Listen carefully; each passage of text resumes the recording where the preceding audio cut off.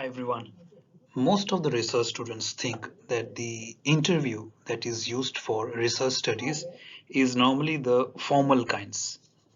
But in today's video, I will explain the different kind of interview techniques that you can use for your research studies to elicit or get the required data that will help you answer your research problem and the proposed research questions. So let's get started.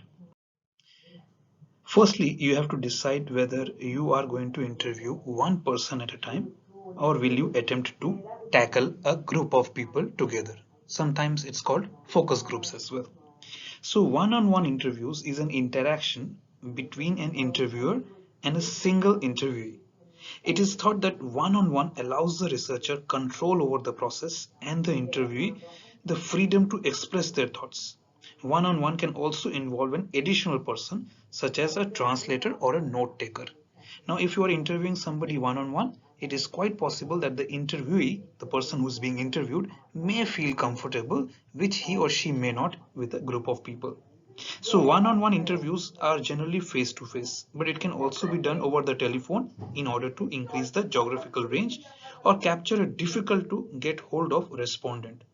The lack of non-verbal cues in telephone interviews, however, can be a challenge. If you are interviewing more than one person at a time, then it is of course called a group interview. This can be done in a formal, structured way or may involve a more open process where the researcher acts as a moderator or a facilitator only. I will tell you what a structured interview is as we proceed in this video.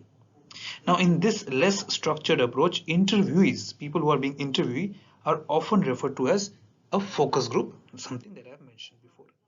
Not only can a group interview save time and money, it can really get people talking. Some, however, might feel unheard or marginalized. Group interviews can be difficult to follow, so most interviewers attempt to preserve raw data by tape recording. When conducting group interviews, be very mindful that one person does not take over the group and starts talking on behalf of everyone.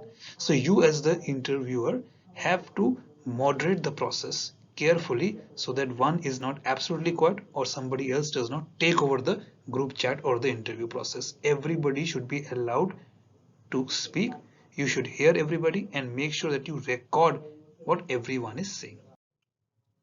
Then we have the formal versus informal types of interview. So formal, as you probably have already made out, this is a classic job interview where the interviewer attempts to be somewhat removed from the interviewee and maintains distance and neutrality or objectivity.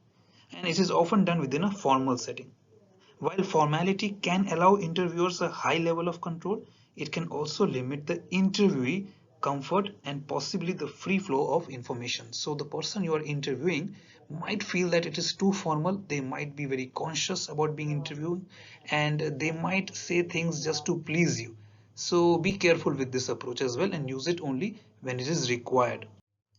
Now, informal interview, on the other hand, they kind of bend or they ignore the rules and rules associated with formal interviewing.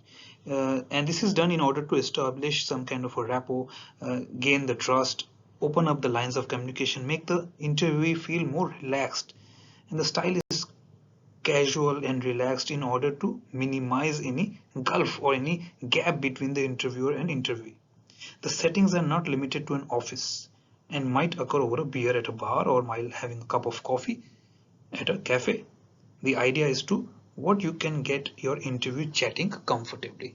So the interview feels more relaxed, more casual, and they might open up quicker.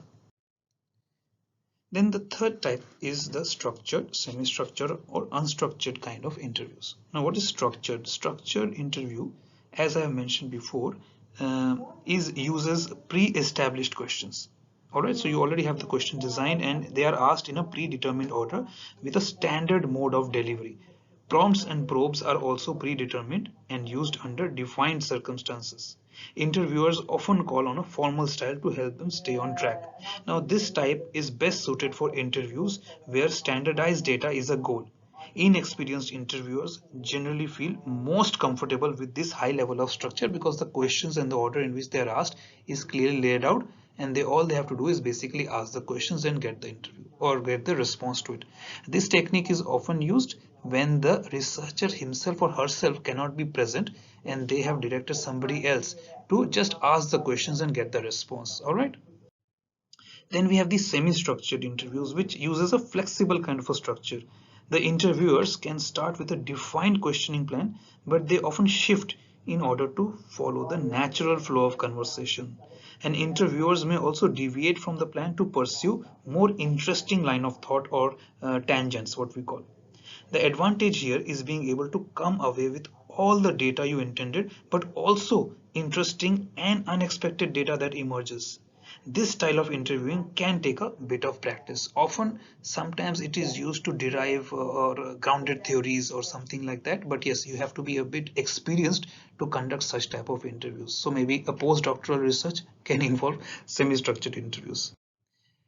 And then finally, we have the unstructured kind of interviews. Now, unstructured interviews, they attempt to draw out information, attitude, opinions, and beliefs around particular themes, ideas, and issues without any kind of predetermined questions.